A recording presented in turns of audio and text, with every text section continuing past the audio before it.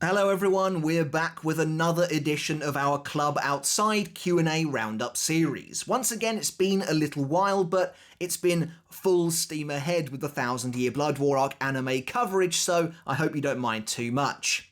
As always, Kubo takes and answers a variety of questions directly from fans over on his personal Q&A platform, and then we try to dissect those answers right here and see if there's anything of value to be found among them. A lot of the time, Kubo's comments are a mix of light-hearted chatter and fluff, but sometimes we are given real, genuine insight into the story and world of Bleach that, for whatever reason, wasn't found in the original material, making this a somewhat useful supplement. And as always, I'm not going to be looking at every single answer he's ever given, nor even necessarily looking at them in any kind of a chronological order, and in fact we're a little bit late with this main topic this time, but mostly what I'm trying to do is curate the answers that I find to be the most interesting, to have the most value, or sometimes to be the funniest, and then bring them to you here in one neat little package. And so, speaking of which, this time the questions revolve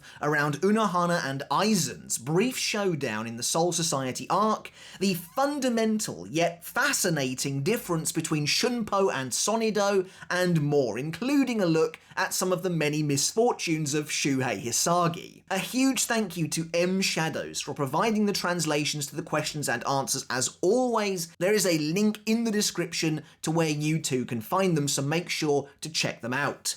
Right, on with the latest roundup. We'll begin with the topic of Unohana versus Aizen, which is sure to drum up some interesting debate. However, once you're done with the video, if you enjoyed it, make sure to hit subscribe now to stay up to date with the channel and everything I release, and I really do appreciate it. Right then, and on with the first question and answer of the video. Unohana's strength has been a contested topic for some time now among the Bleach community. We've always known, really since her first appearance in the story, that she was incredibly ancient, and more importantly, incredibly powerful, and Kubo did a great job at threading in several teases throughout the narrative that there was much more to her than met the eye. But at least in my opinion, these days, I feel like her strength is downplayed a bit. And perhaps that's only natural. Certainly by the end of the series, Unohana has likely been outpaced by various characters, including, of course, Aizen himself, and by quite a wide margin, I might add. But there's no doubt she remains one of Bleach's strongest and most skilled captains, a true force to be reckoned with. As for why it feels like Unohana's strength is downplayed, well, I imagine it's due to a combination of multiple factors. One, how early she's killed off in the 1000-Year Blood War arc, really before she gets the chance to do anything. And two, the reveal that she believed that she was weaker than the child Zaraki however many years ago. Ultimately, there's very little to go on regarding her strength outside of hearsay. Not only that, but killing her off before she had the chance to take down a single sternritter means it is hard to say for sure just how strong she really was. Despite that, I've always found myself in Unohana's corner. The sheer fact that she killed Kenpachi Zaraki not only with such ease and speed during their training in Muken, but over and over again, potentially hundreds of times, is genuinely amazing, and I feel like gets overlooked. There's nothing to say here that Kenpachi wasn't trying or that he was holding back. With his eye patch removed, he was slaughtered again and again by Unohana, and in their battle, a point is made of the fact that he hasn't even managed to land a scratch on her for a large portion of their fight. He's so ecstatic to score just a single hit. This, by the way, is the same Kenpachi with his eye patch removed, if not a little bit stronger due to the way his limit removal works. This is the same guy, for all intents and purposes, that killed the 5th Espada Neutra and carved up the 0 Espada Yami.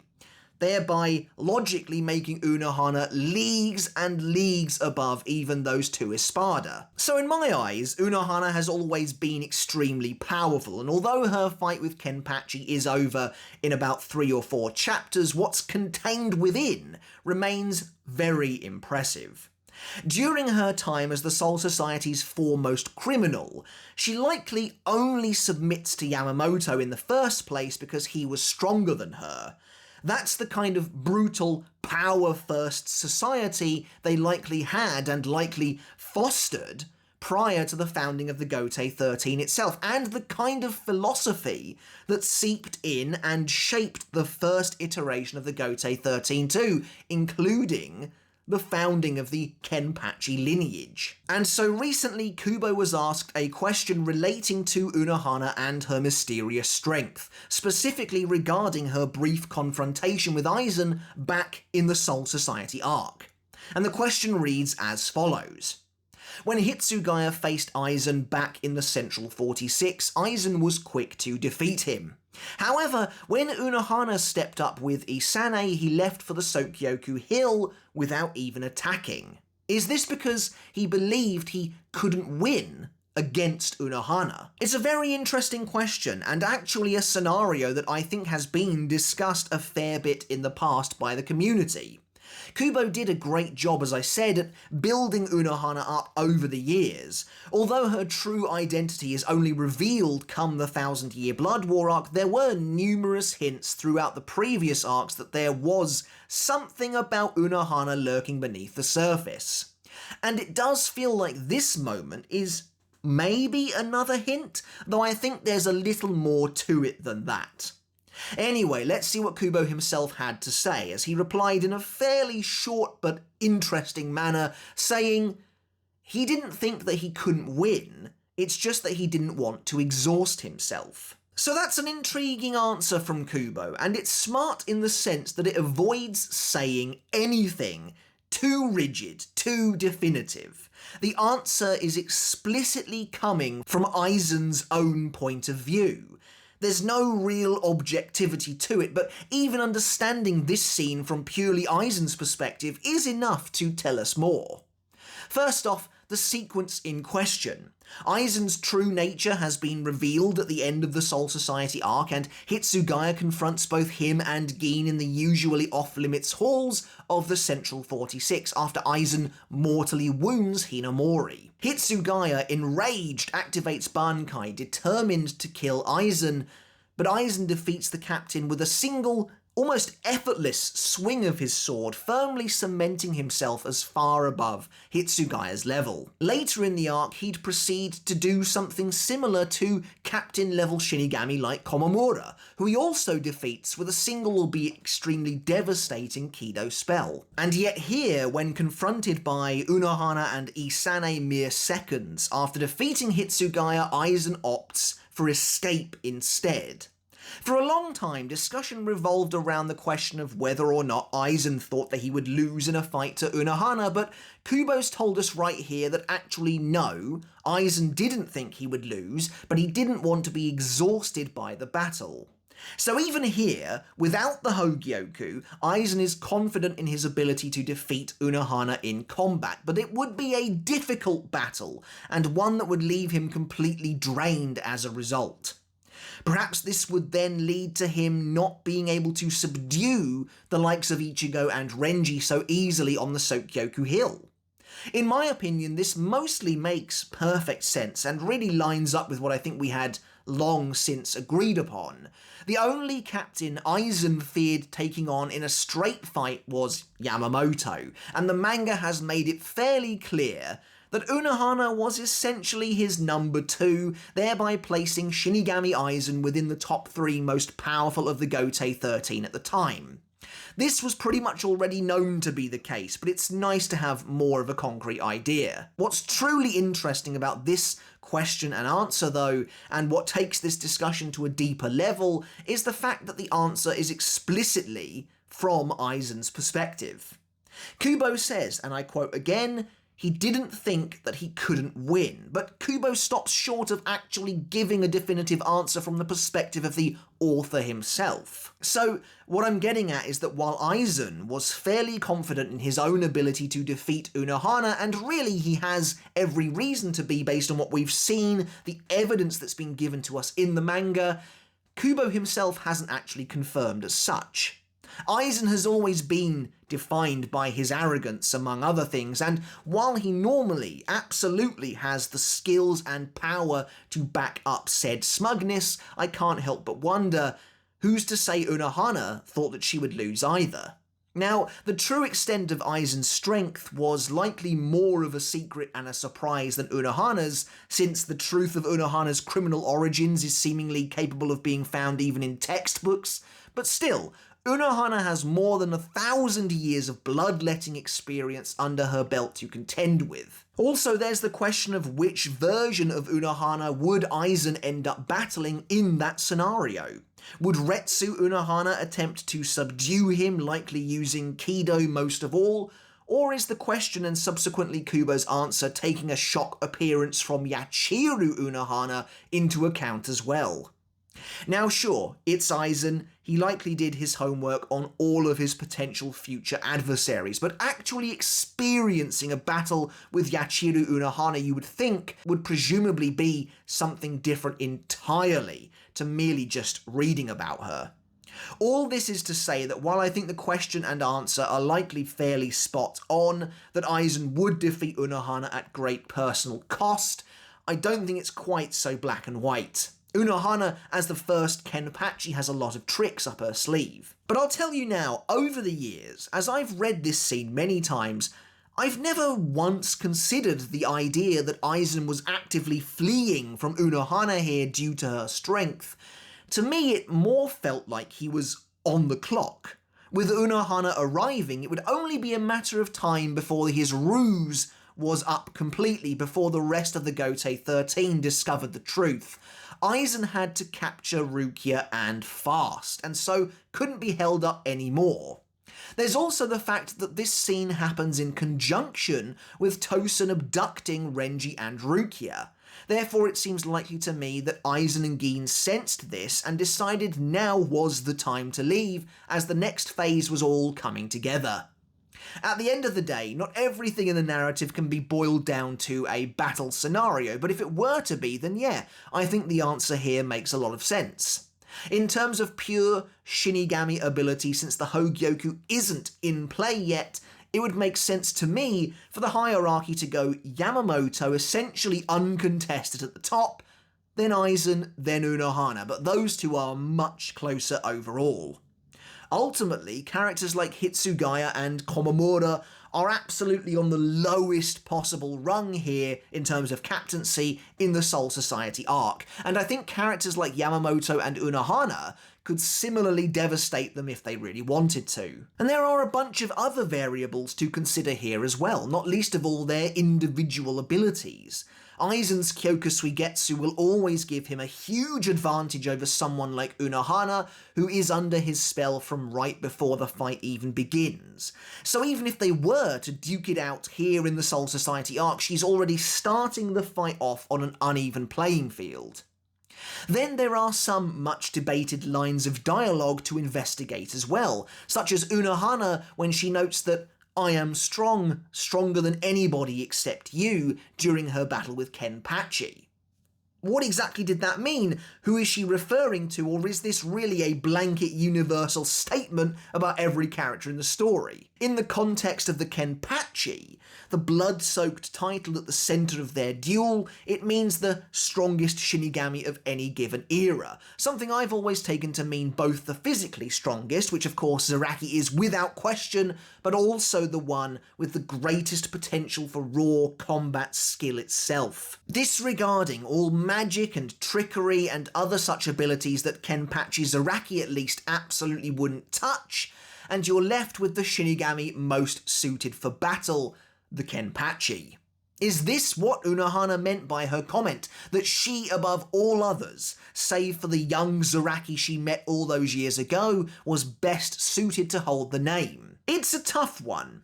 And what does it really mean for a potential battle with Aizen back here in the Soul Society arc?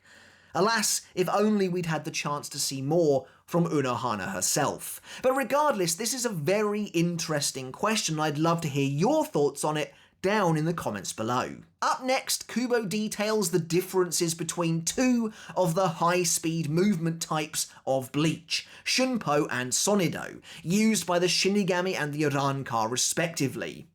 While the high-speed movement types vary between races, in reality Shunpo, Sonido and Hirenkyaku have always looked and felt very similar on the surface. The only one that is noticeably different is Bringer Light. Of course, the anime helps differentiate the techniques a bit more thanks to their unique sound effects, with Sonido in particular gaining a very cool audio key that sounds almost like static or the crackling of distortion in and out of life in the blink of an eye. But actual differences, mechanical differences to these techniques lurk beneath the surface, and are mostly found in how the techniques are actually initiated by the user themselves. Kubo has answered questions about Shunpo in the past, actually going in depth into how Shunpo works from the Shinigami's perspective, but here the question being asked is more straightforward, and it reads: what's the difference between Shunpo and Sonido? I'm especially curious about Sonido as it possesses the special characteristic that allows one to slip through perception senses. It's true that Sonido has been shown to be able to evade detection on numerous occasions. For example, during Ichigo's battle with Ulquiorra notes that Ichigo's Sonido slipped right through his pesquisa, and the fact that it did so meant that it had to be Sonido. Later in the Thousand Year Blood War arc, Ichigo seemingly uses Sonido when he arrives in the Ruin Serete, his Reiatsu vanishing, alerting several sternritter to the weird fact. The fact he uses Sonido here is much more evident in the anime. Anyway, this is what Kubo himself had to say, replying, Shunpo is mainly done through training the physical body.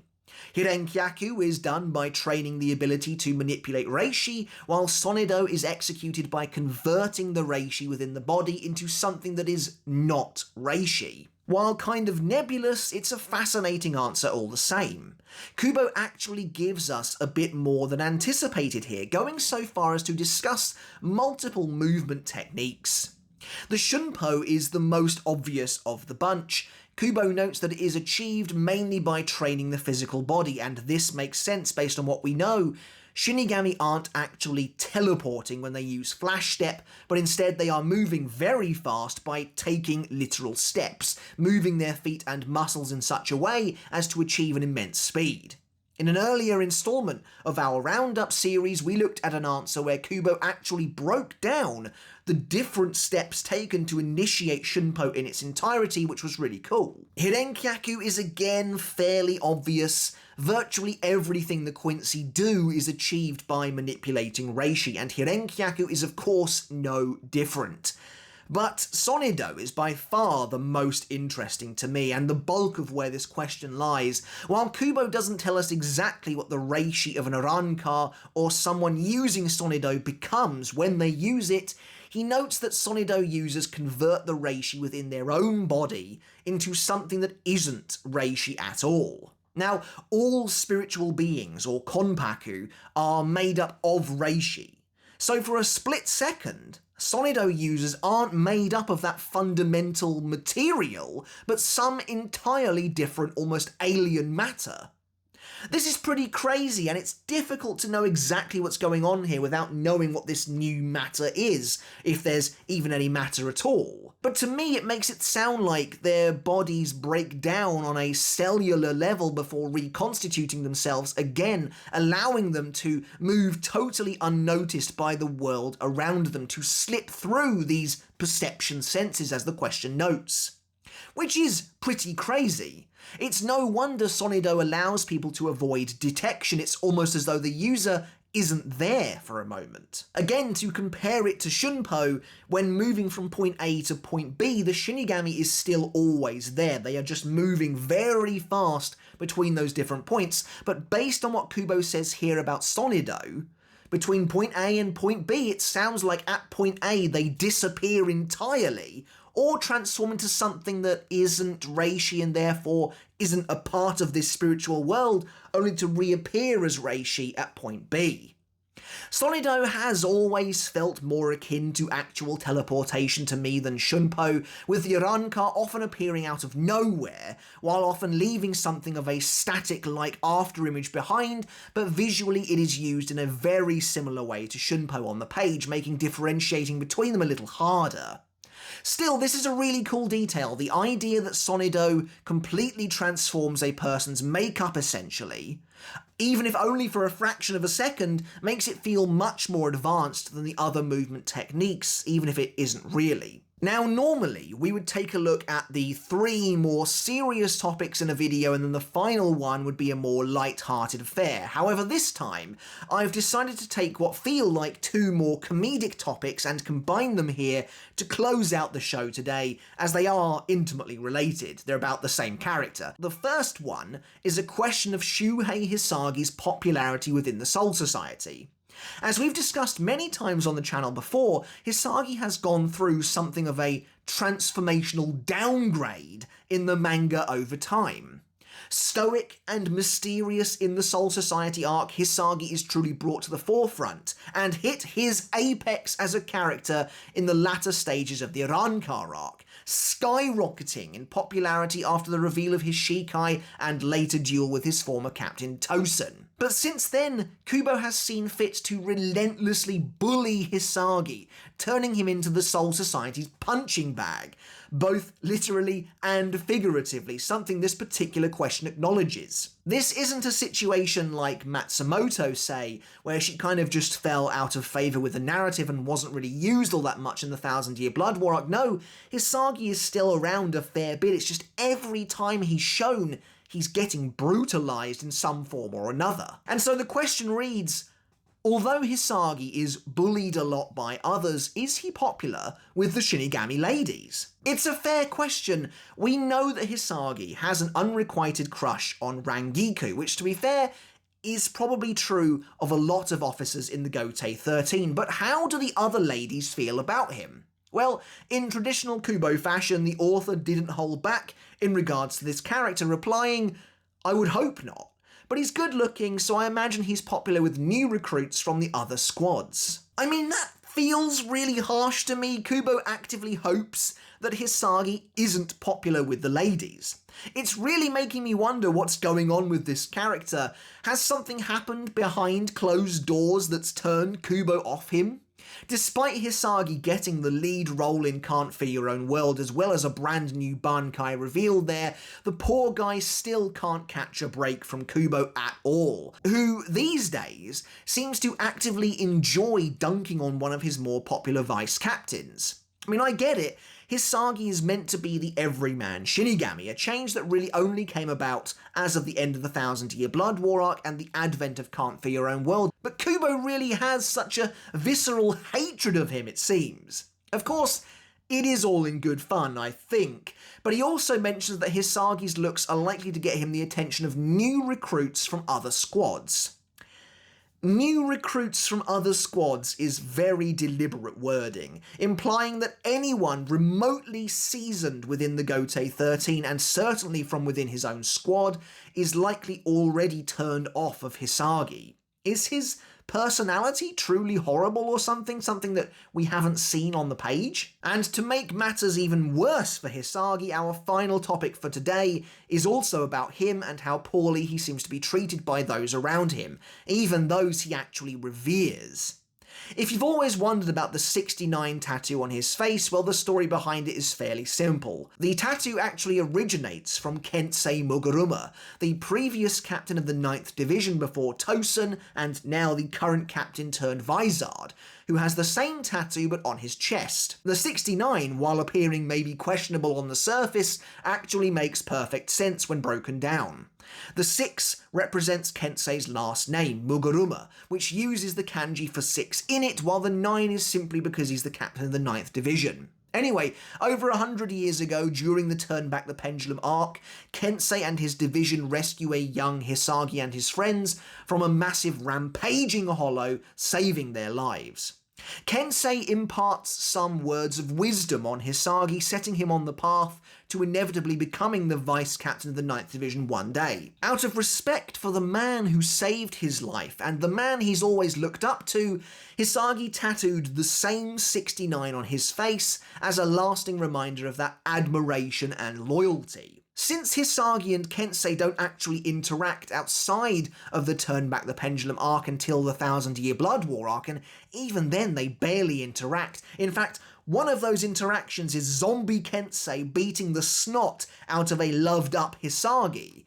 I mean, that's a really weird thing to say on its own, and very emblematic of how strange the story is at that point. One reader was curious as to how Kensei felt about this very obvious tribute, asking, what did Muguruma think when he saw the tattoo on Hisagi's face? It's a good question, and that would have been a nice interaction to see. It's honestly unlikely Kensei would have even recognised Hisagi initially, since he's done a lot of growing up in the time Kensei was exiled, but the tattoo is definitely pretty striking.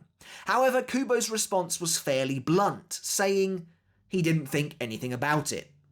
Again, wow, that feels almost crushing.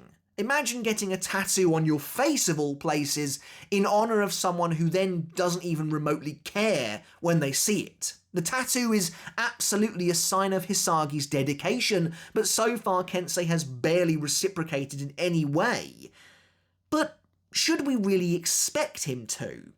To be completely fair to Kensei, it's not like he asked Hisagi to get this tattoo. He already did his part in saving his life. Therefore, it only really means anything to Hisagi after all. Sure, Kensei inspired him, but Kensei also isn't the sentimental type. His entire character is themed around this idea of an army drill sergeant. So if anything, he might look down on Hisagi's devotion to the man who saved his life as childlike. Hisagi's characterization has changed as of the Thousand Year Blood War arc, in my opinion anyway, with him taking on a slightly more naive and almost innocent persona, and so this fits, but Hisagi has borne this tattoo for a very long time. Despite initially appearing somewhat closed off and cold, Hisagi clearly does wear his emotions on his sleeve to some degree. Figuratively speaking at least. If this is how he chooses to express himself, then so be it, that's his right. But it also doesn't mean Kensei has to respond in kind, and we don't even know if Hisagi really expected him to. You could argue that Hisagi getting the tattoo on his face of all places implies he really does want people to know of his admiration, but ultimately it doesn't seem to have affected their relationship. You could chalk this up to Kubo once again kicking Hisagi when he's down and choosing not to show him any love or consideration whatsoever, but I don't know. I feel like Kensei not reacting to Hisagi's tattoo, despite what it means, is pretty in character.